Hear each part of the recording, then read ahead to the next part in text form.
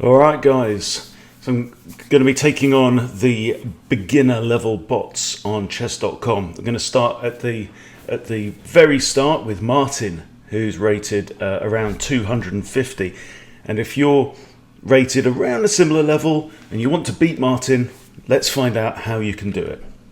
Okay, so I'm going to choose Martin, I'm going to go random color and no help of any kind. Okay, so he started with the Queen's Knight. Right, so I'll just play a normal opening move. Right, I could have also played d4, the knight couldn't have taken that. Let's play d4 now, because if the knight captures, the queen can capture. Okay, now this is move 3 and Martin has already walked into a tactical problem. Right, if can you see what the opportunity here is for black? I really don't have to do much at this point, because all I need to do is advance my d-pawn, and that is going to be then attacking both the knight and the bishop, and the pawn is defended itself by the e-pawn and the queen, so bang. Okay, we have now removed a piece. Okay, I'm just going to go ahead and capture another pawn now, cause a little bit of damage to that side of the board. Okay, so now we have a bishop that's looking at my pawn, and I need to defend the pawn, and the best way to do that is if you can do it and develop a piece at the same time. Makes a lot of sense. Okay, and now e4, that's very sensible.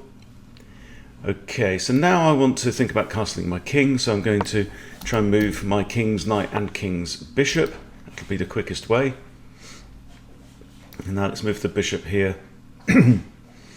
I could put it with check there, or just to here.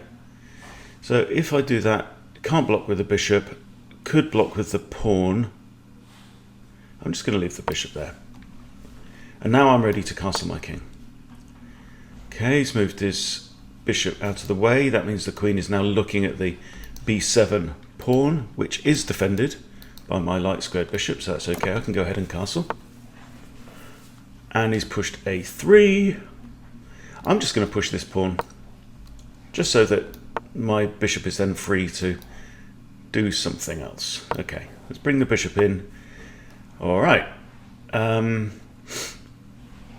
noticed that he has got quite a messy pawn structure now. It's going to make castling very difficult. His king... Yeah, and he's still got this this bishop and this knight are still in the starting blocks as well.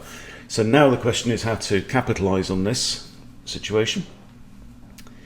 I'm already up in material, so swapping off would not be a problem. I'm going to put my bishop there and see if he swaps off. Okay, he hasn't. So now I can actually capture the bishop. The bishop, you see, is undefended, and that comes with check. So he's going to have to move his king. There we go. Now queen comes into the game. I could have moved the bishop back, but this is again developing a piece. All right, and I can check now with the knight if I want to, and that keeps that means that all these squares will be out of bounds, so the king's either going to have to go there or there. Either way. All right, so he's gone for that one. So now let's defend the knight with a pawn, and now I want to move my queen in, because my queen's currently kind of blocked off by these pawns, and I think I can move my queen here with check. That should be fine.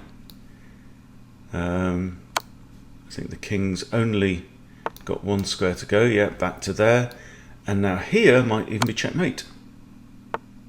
Oh no, I can block with a pawn. Okie doke. How about now? I'd like to move that, but that pawn is also the defender of my knight. So I can move queen to here, giving him one more square. And now I'll move my king up so that I can then lift one of these pawns, and that will be checkmate. There we go. Okay, so there you go. There's Martin rated 250 and how to beat him. He will make mistakes. Take your time, right, and wait for him to make the first mistake. You'll be absolutely fine. Okay, see you soon.